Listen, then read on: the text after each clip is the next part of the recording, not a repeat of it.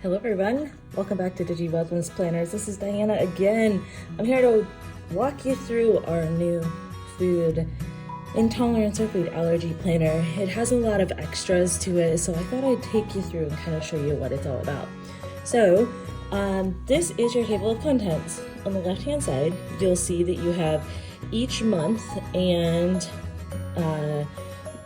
weeks listed below, and this gives you a monthly and a weekly view for each month. This is an undated planner, so you can use it forever, and you will be able to just either clear or duplicate weeks so that you will always have access.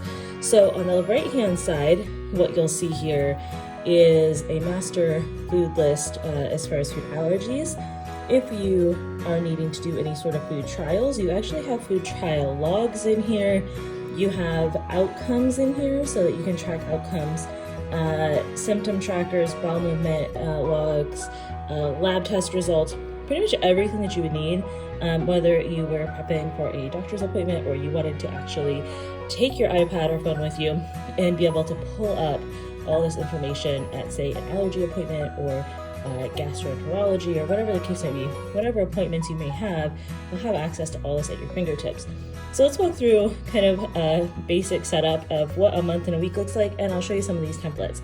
So things to know about our planners is that pretty much all these tabs and buttons that you see are clickable. So just like in a standard paper planner where you have all the months of the year on tabs, if you were to click these tabs right now, just make sure I'm in navigation here. If you were to click the tabs, it would take you to the monthly view.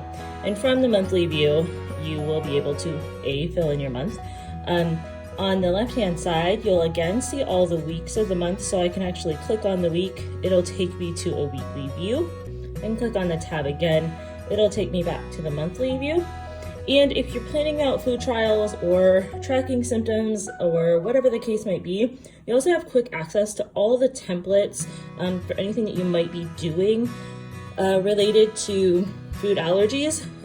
You have direct access to all those trackers from every single page in the planner, as well as back to the table of contents button on every page, just to make navigation super easy. There's a lot of things that are complicated in life, and using your planner doesn't need to be one of them. So trying to make sure that you have access from everywhere, and it's very streamlined for you. So if I go into the week, there are obviously a ton of planners out there. You can do this a ton of different ways. I really like, after testing this weekly view for a while now, I really love this, and there's a couple reasons. One, I really like tracking supplements. So supplement tracking is something that you may or may not do consistently, and or you do and there's a lot of it and it's really hard to track. With the supplement tracker here, with medication trackers, it makes it super easy. So even if you take something multiple times a day, I just write in the supplement and I just put AM or PM or midday behind it, and then I have everything laid out. It's really easy to keep track of. Water, sleep is super important, obviously. Each day of the week, you'll also have pain tracking. So you have a lot of the symptom tracker types of things, like everything is at your fingertips. Also tracking mood, tracking weather, because we all know that can affect a lot of things. And so this is kind of what the basic layout will look like. So you'll then you'll have this layout for each individual week in the month. And then also for each individual month, you will see that you have each of these weekly views. So they're again undated. You're able to go in and date them and use these for as long as you would like, depending on what your needs are. So if we go back to the table of contents, we have a master food allergy list, and basically you'll notice in these sections there is a table or like a cover divider to these, just to make it easier so you don't accidentally delete or lose any of these links. And if you swipe over one time, you will see the food master list. Basically, it's going to have the date of the initial reaction, what the food was, what the preparation was, and how long you are suggested to wait, whether it be from your physician or you have a standard for whomever it is that you're taking care of, but it makes it super easy. So there is that master list.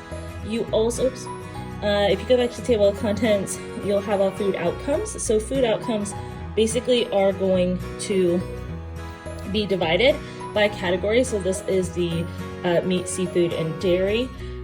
You'll have your good to eat, your maybes, and your no's on each page by category.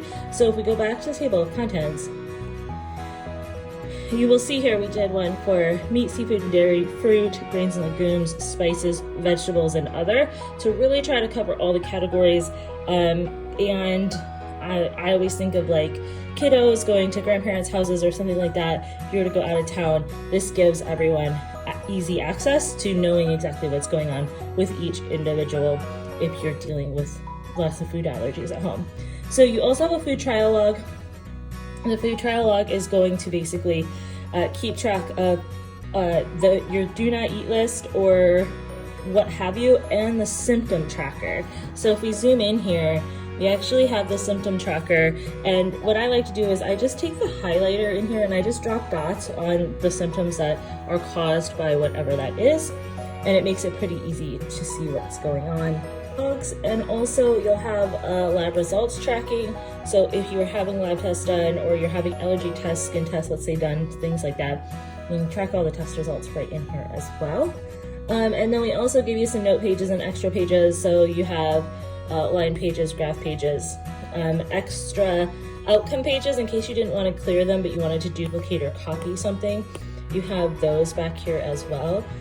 So we gave you those extras, plus you have hex codes and color codes for everything and all the fonts that we use, just so if you want to color code your planner the same way we did, you have access to all those colors and all that basic information.